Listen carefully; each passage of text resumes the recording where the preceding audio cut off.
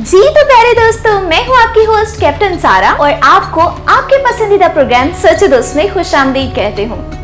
तो दोस्तों, क्या आप जानते हैं कि आज हम अपने प्रोग्राम में किस गेस्ट को मिलने वाले हैं? सोचिए, एनी गेस? पतरस की सास, सामरी औरत, अकूला, फिलेमोन, अप्लूस, अरखपुस।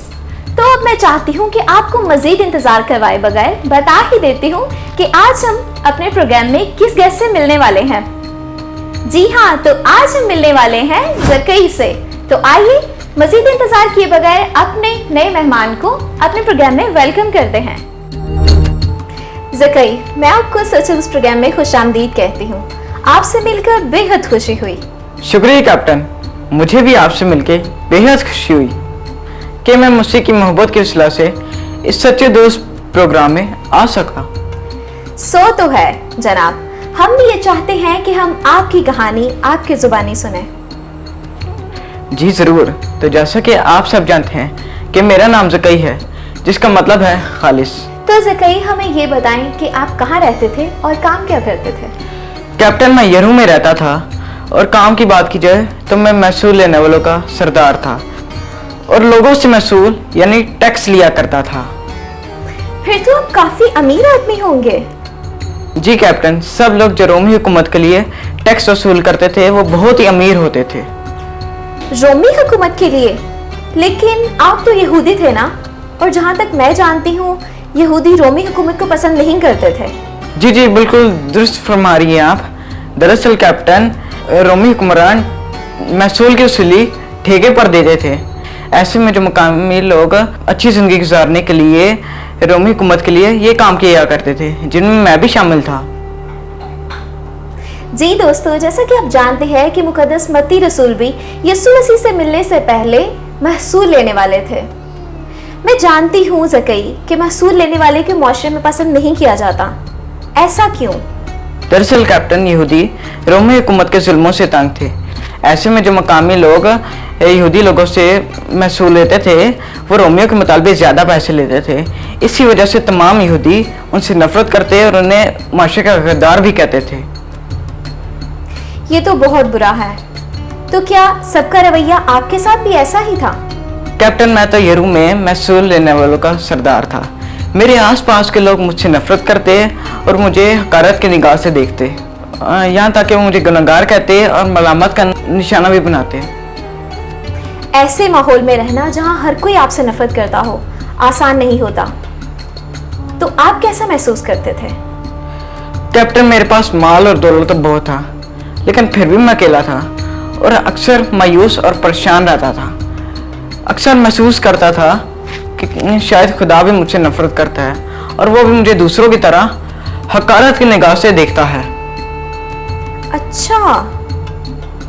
फिर मैंने यीशु मसीह के बारे में सुना कि वो बीमारों, कमजोरों और माशरे में रद्द किए हुए लोगों से प्यार करता है और उनके साथ खाना खाता है। ये मेरे लिए बड़ी दिलचस्पी का बायस था और तब मेरे में ख्वाहिश पैदा हुई कि मैं यीशु को देख सकूं।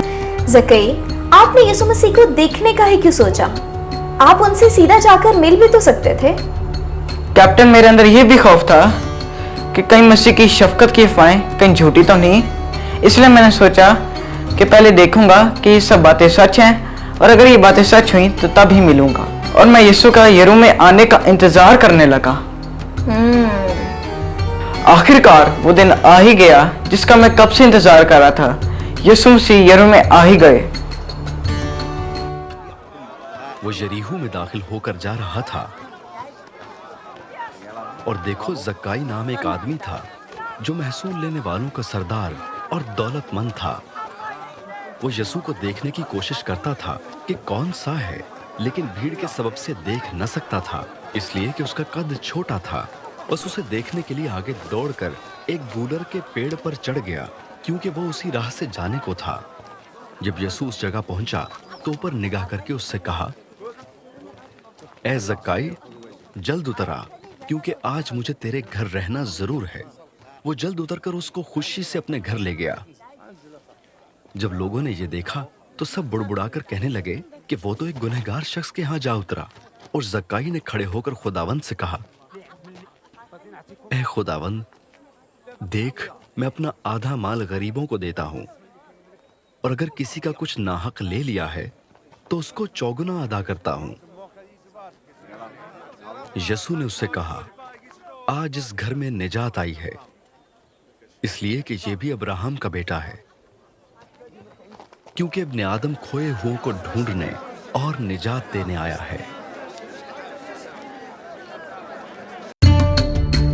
हालेलुया। आप तो यीशु मसीह से मिलने के बाद एकदम तब्दील हो गए। कैप्टन, यीशु की जात ही ऐसी है कि उनसे मिलने के बाद कोई पहले जैसा नहीं रहता। ये तो एकदम दुरुस्त कहा आपने। और तो और यीशु मसीह को देखने की लगन में आपने अपने ओहदे और आसपास के लोगों की भी परवाह नहीं की। कैप्टन, उस वक्त मैं सिर्फ यही सोच रहा था कि शायद ये मौका दोबारा ना आए, क्योंकि क्या पता कि यीशु मसीह दोबारा यरूशलेम में आए या ना आए। फिर तो आपने मौके का खूब फायदा उठाया। आप यीशु मसीह से मिलने के बाद आपने यीशु मसीह को कैसा पाया?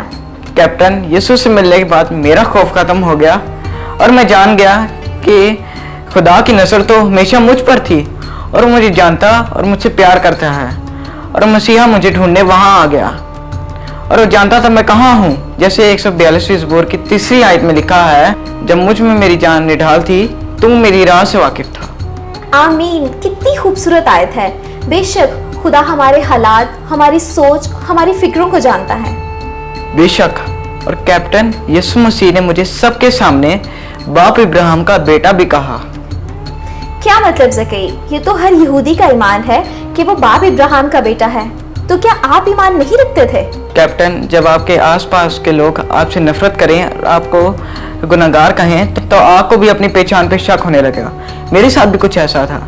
यीशु मसीह ने सबके सामने मुझे बाप इब्राहिम का बेटा इसलिए कहा ताकि सब जान लें कि यीशु पर ईमान लाकर ही कोई हकीकी तौर पर बाप इब्राहिम का बेटा बन सकता है।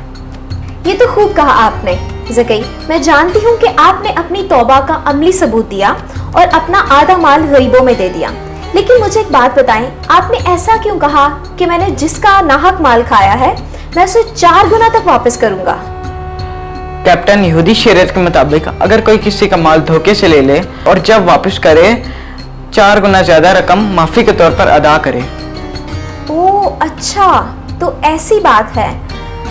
मुझे याद आ रहा है कि बाइबल मुकद्दस में अखबार की किताब उसका 5वां बाब उसकी 16वीं आयत में, जबकि गिनती की किताब उसके 5वें बाब उसकी 7वीं आयत में पढ़ा है।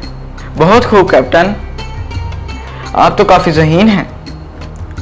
बहुत शुक्रिया ज़कई। वैसे आपके पास इतनी दौलत थी और आपने वो सब गरीबों में बांट दी, तो क्या कभी आपको पछतावा नहीं हुआ? यीशु से मिलने के बाद जो हकीकी दौलत मुझे मिली है उसके आगे ये दुनिया की दौलत कुछ भी नहीं है। वाह, बहुत खूब।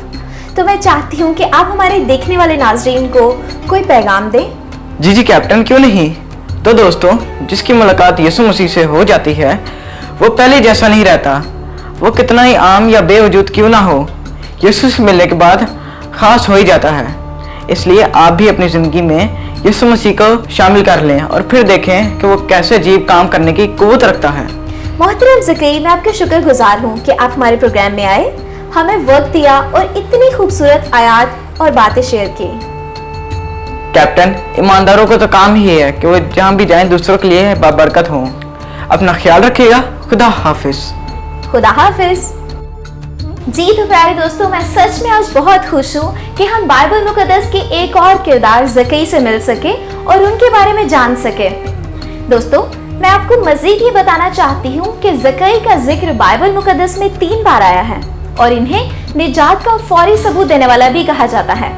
प्यारे दोस्तों, हम अक्सर अपनी जिंदगी में अपनी किसी कमी की वजह से मायूस या उदास हो जाते हैं, मगर आज ज़कई से मिलकर हमने ये जाना कि खुदा के लिए हम सब बहुत खास हैं। वो हमसे बहुत मोहब्बत करता है और हमें तब्दील करने की कुदरत रखता है।